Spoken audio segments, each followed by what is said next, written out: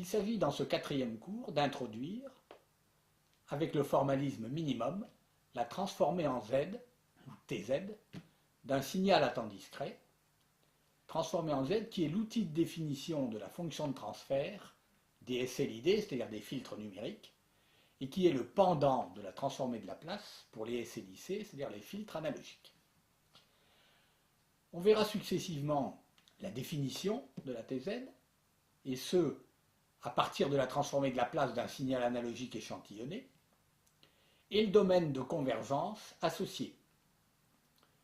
Ensuite, les principales propriétés de la TZ, sans démonstration, le tableau des TZ usuels, sans démonstration également, et enfin, le calcul pratique de la TZ inverse, sans démonstration, mais avec un exemple pour chaque méthode. Il est clair dans ce cours que la TZ, comme la TFD d'ailleurs, sont traitées avant tout comme un outil qu'il faut savoir utiliser et interpréter. Paragraphe 5.1. En introduction au chapitre 5, précisons la démarche pour la définition de la TZ.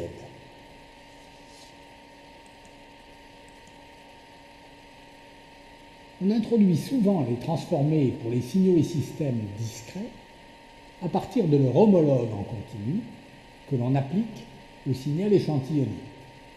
C'est ainsi qu'on a introduit au chapitre 4 la transformée de Fourier discrète d'un signal à temps discret à partir de la transformée de Fourier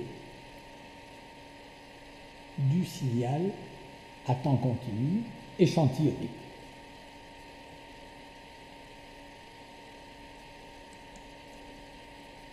On va donc amener notre nouvelle transformée, la transformée en Z, la TZ, d'un signal discret Xn, en partant du signal échantillonné XE associé. Rappelons que XE de T, c'est la suite des échantillons Xn prélevés aux instants multiples de la période d'échantillonnage, Xn égale X de Nt. La transformée en Z correspondra à la transformée de Laplace unilatérale habituelle du signal échantillonné, telle qu'on l'a déjà utilisée en traitement analogique du signal et telle qu'elle est très employée en automatique. Rappelons donc la définition de cette transformée de Laplace. On part d'un signal X de T, signal analogique, mais causal, c'est-à-dire qui est nul pour T négatif. La transformée de Laplace, c'est une fonction complexe de la variable complexe P. P égale sigma plus j oméga, qui est définie par l'intégrale de Laplace, soit grand X de P. Alors, comme pour les transformées de Fourier, on mettra des lettres majuscules. La variable ici ne s'appelle pas F, mais s'appelle P. Et dans MATLAB, elle sera notée S. Donc grand X de P ou X de S égale transformée de Laplace de X de T égale somme de 0 à plus l'infini de X de T e puissance moins pt dt.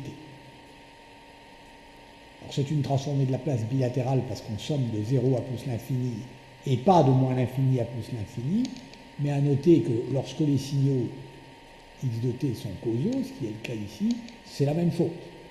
Parce que X de T est nul pour T négatif. Passons maintenant au signal échantillonné pour en prendre, comme annoncé, la transformée de Laplace.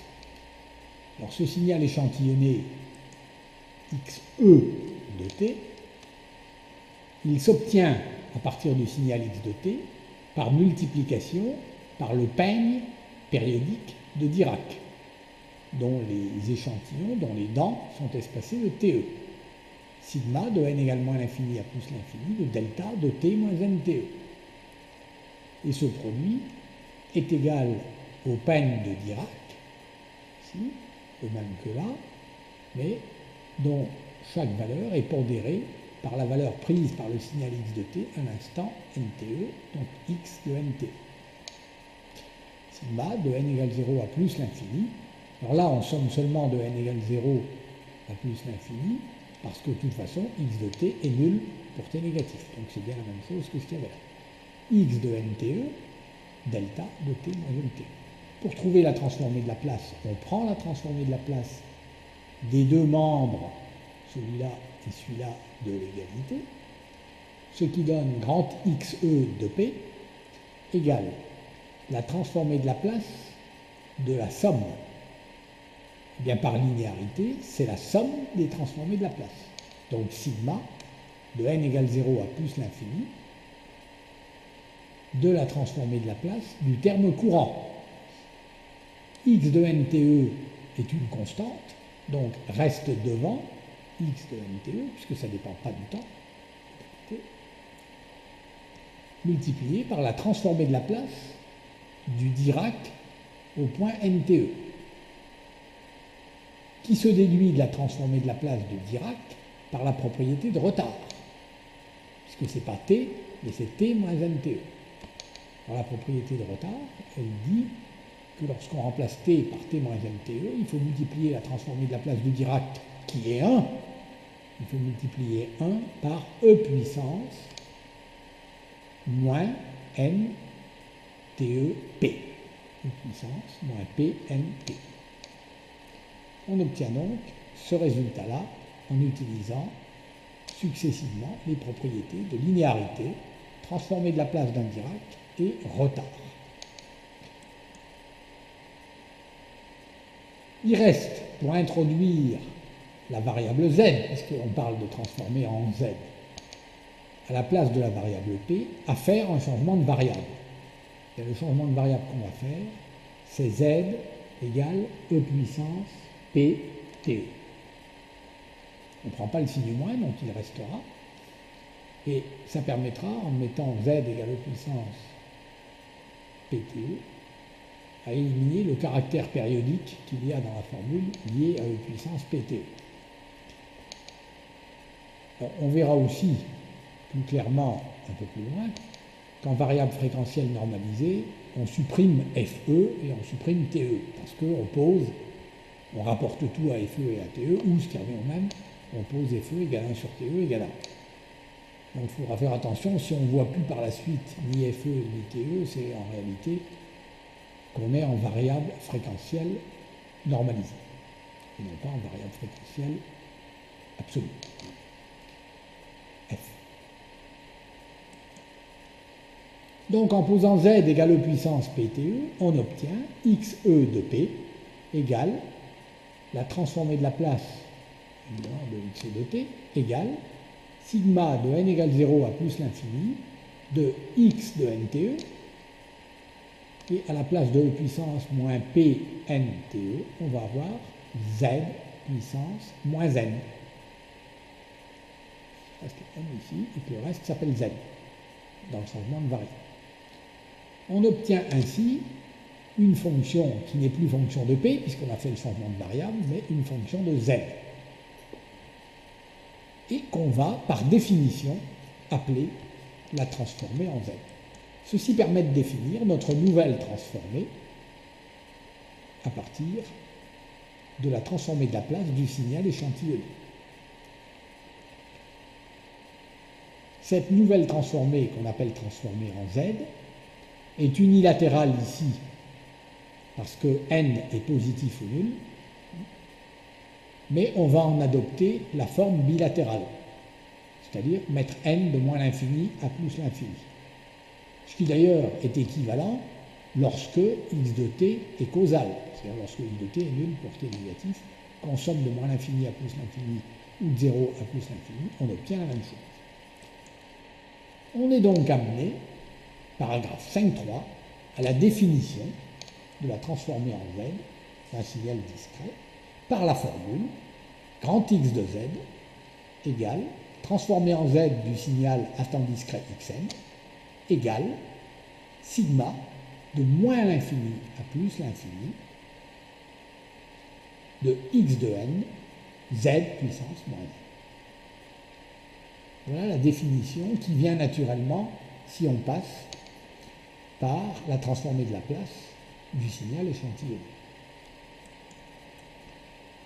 Alors il faut faire une remarque très importante, c'est que l'expression analytique grand X de z de la Tz du signal x de n, en fait, ne suffit pas à caractériser x de n.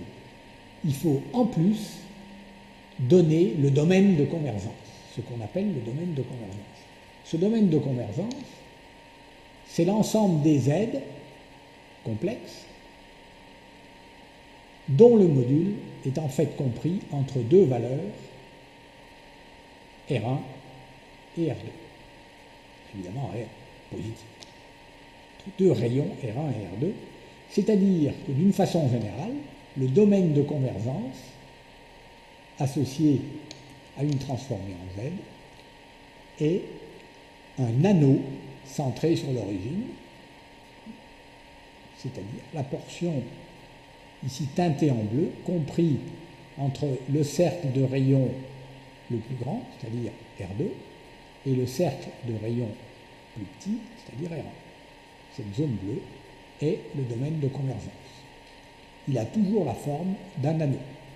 Alors, on peut avoir, dans certains cas particuliers, c'est ce qu'on va voir au paragraphe suivant, R1 qui n'existe pas, donc qui est nul. On peut avoir R1 égale 0, et on peut avoir R2 qui n'existe pas, ou plutôt R2 qui est infini. Mais ce sont des cas particuliers. On étudiera au paragraphe suivant les différentes formes possibles du domaine de convergence.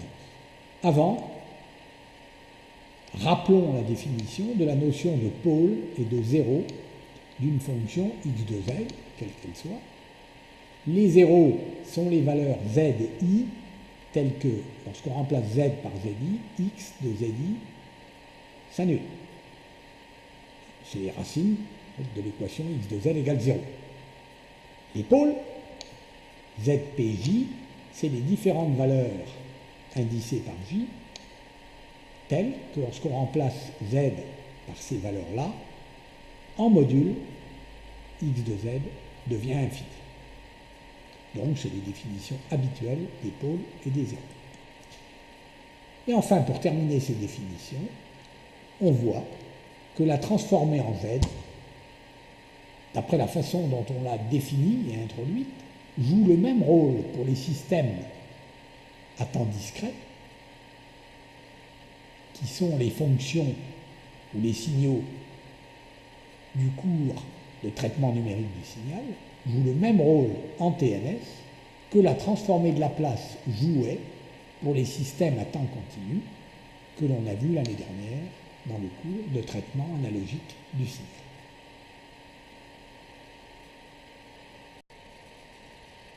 Paragraphe 5.4, forme du domaine de convergence, et commençons par des cas pratiques en fonction du type de suite. On se limitera à 4 types de suites courants, qui correspondent tous les 4 à une suite pour laquelle xn, donc un signal discret, un signal à temps discret, pour lequel l'indice temporel n varie entre p et q. Les 4 cas correspondent d'abord, premier cas, p infini, q infini. Donc tout l'axe des réels. Deuxième cas, p et q tous les deux finis, donc un segment compris entre p et q. Troisième et quatrième cas, l'un des deux, soit p, soit q, est fini et l'autre infini. Donc premier cas, une suite xn de longueur illimitée, c'est-à-dire que le support de cette suite, c'est un indice temporel n qui varie de moins l'infini à plus l'infini. On est alors dans le cas général qu'on a vu tout à l'heure, c'est-à-dire que le domaine de convergence de la Tz est un anneau centré sur l'origine, c'est-à-dire la portion de plan compris entre le cercle de rayon R1 différent de 0 et le cercle de rayon R2 fini.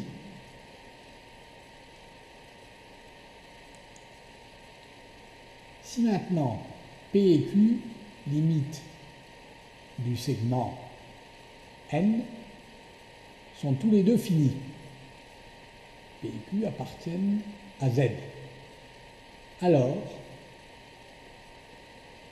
on n'a plus un anneau centré sur l'origine, mais il n'y a plus de limite. C'est-à-dire que R1 est égal à 0 et R2 est infini. Le domaine de définition est formé par l'ensemble du plan complexe. Troisième cas, suite limitée à gauche. N appartient à toutes les valeurs de P jusqu'à l'infini, P étant inclus. C'est-à-dire que Xn est égal à 0 pour n inférieur à P et fini non nul pour n supérieur ou égal à P. Le domaine de convergence de la Tz est alors l'extérieur d'un disque. Parce que dans ce cas-là, seul R2 tend vers l'infini, comme précédemment, alors que R1 est maintenant fini non nul. Donc c'est l'extérieur du disque de rayon R1.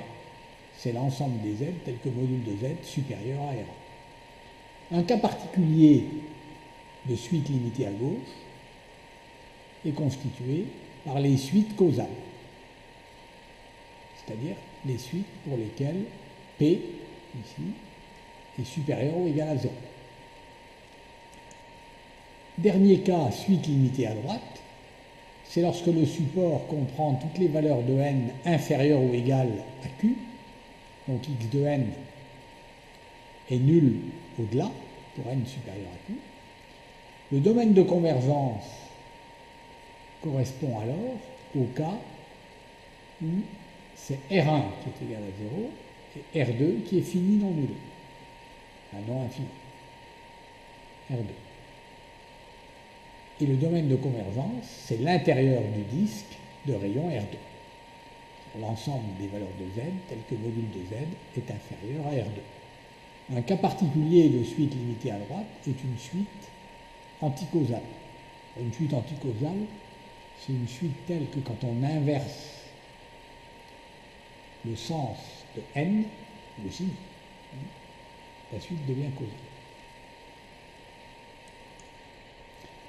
Après avoir vu ces 4 cas pratiques, illustrons par un calcul, et on va même en faire 3 cas de suite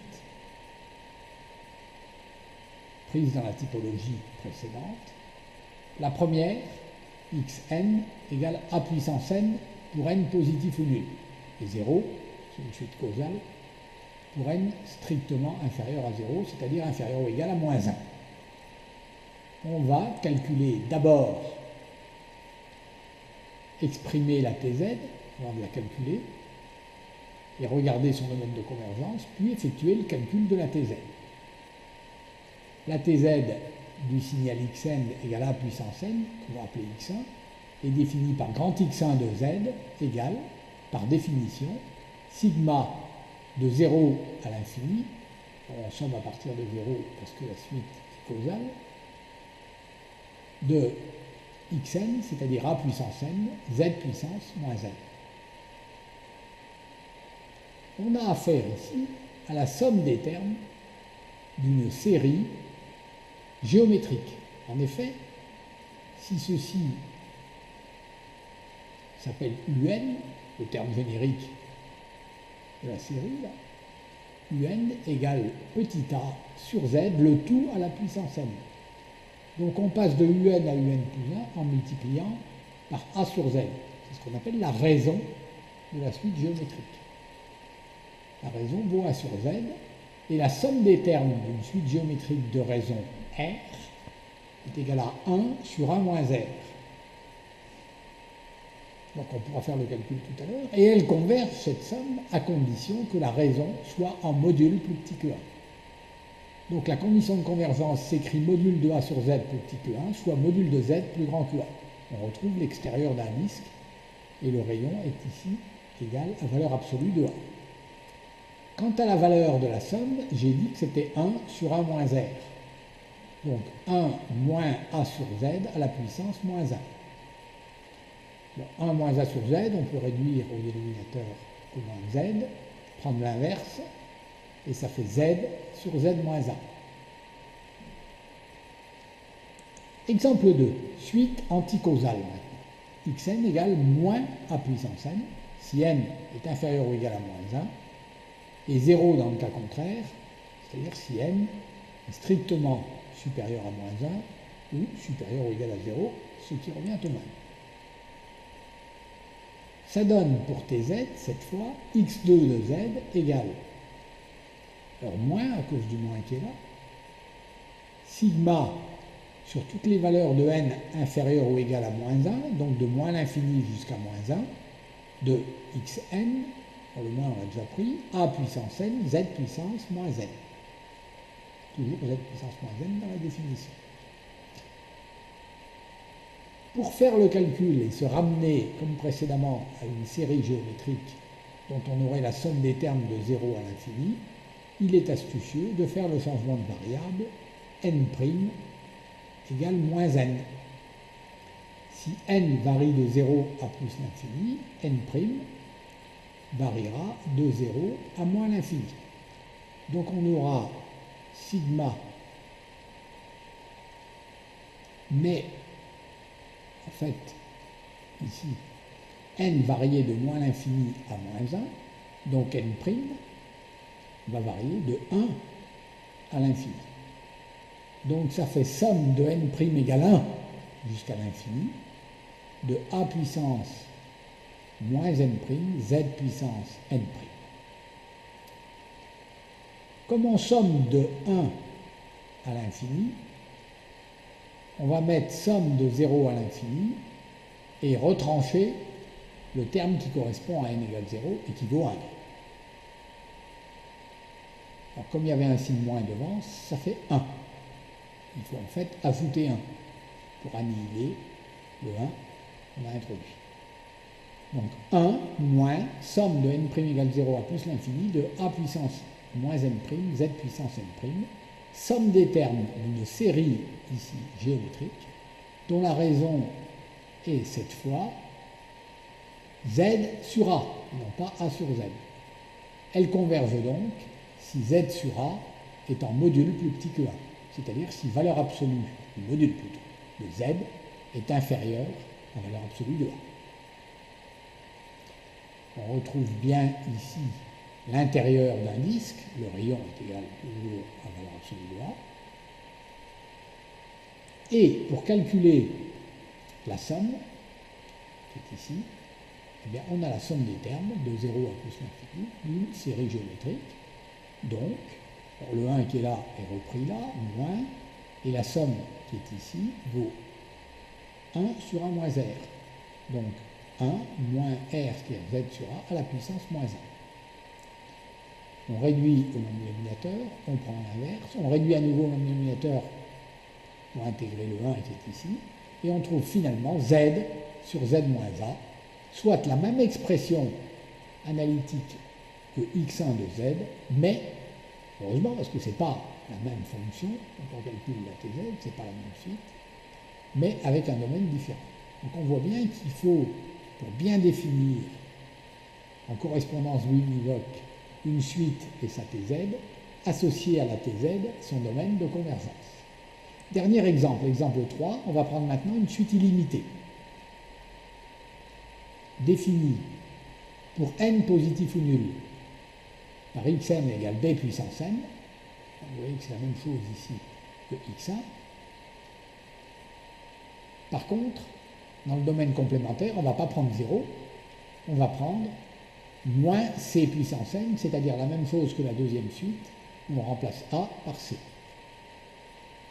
On a donc tout simplement x3 de z qui va être égal à la somme des deux transformés en z précédentes lorsqu'on y remplace respectivement dans la première x1 ici a par b ce qui donne z sur z moins b. Et dans la deuxième, qui est z sur z moins 1, il faut remplacer a par c, ce qui donne z sur z moins c. Quant au domaine de convergence D, il est l'intersection des deux domaines de convergence, D1 et D2, des deux Tz calculés exercice 1, exercice 2. C'est-à-dire, premier domaine, module de z supérieur à b, puisqu'il faut remplacer a par b, et, puisque intersection, module de z plus petit que c, puisqu'il faut remplacer a par c. Soit finalement module de z compris entre b et c. On retrouve bien un anneau dont les deux rayons sont ici module de b et module de c. Paragraphe 5.5 à présent, lien de la Tz avec les transformées de Fourier, Tf, et de Laplace, Tl. Et ce, pour un signal causal. Notons par grand X de f, de la variable petit f, la transformée de Fourier, grand X indice grand L de petit p, la transformée de Laplace, et grand X indice grand Z de petit z, la transformée en z, qui est la transformée en z du signal échantillonné, des échantillons, de xn, égale x de nte. On a vu dans le cours de traitement analogique du signal la liaison qu'il y avait entre la transformée de Fourier et la transformée de Laplace pour un signal causal. C'est un simple changement de variable, P égale J oméga, avec oméga égale 2πf, donc P égale 2πjf. Maintenant, pour passer à la transformée en Z, on est précisément parti de la transformée de Laplace du signal formé par les échantillons, en faisant le changement de variable, par définition même, Z égale puissance PTE, où TE est la période d'échantillonnage, inverse de la fréquence d'échantillonnage. Ainsi, quand P décrit l'axe imaginaire du plan complexe, c'est-à-dire quand la partie réelle de P est égale à 0, Z, qui est égal à E puissance PTE, donc E puissance J oméga TE, décrit le cercle de rayon unité, puisque E puissance J oméga TE égale cosinus oméga TE plus J sinus oméga TE, expression dont le module vaut 1 et l'argument est égal à oméga TE. Donc Z, puisque son module vaut 1 en permanence, décrit le cercle de rayon unité du plan Z, que l'on notera CU, cercle unité, caractérisé par module de Z égale 1. Ces deux lieux, l'axe imaginaire et le cercle de rayon unité, peuvent être gradués en fréquence, et on y reviendra un peu plus loin au paragraphe 5.7. Voyons à présent l'utilisation qui est faite en général des trois transformées. La transformée de Fourier est en général utilisée pour le traitement de signal et le filtrage analogique. Donc c'est le domaine du cours de traitement analogique du signal. La transformée de Laplace est très utilisée en automatique dans les cours de Jean-Louis Cougnon. Enfin, la transformée en Z est utilisée pour le traitement de signal et le filtrage numérique. Donc c'est le domaine du cours de traitement numérique du signal. Ceci termine la section relative à la définition de la transformée en Z.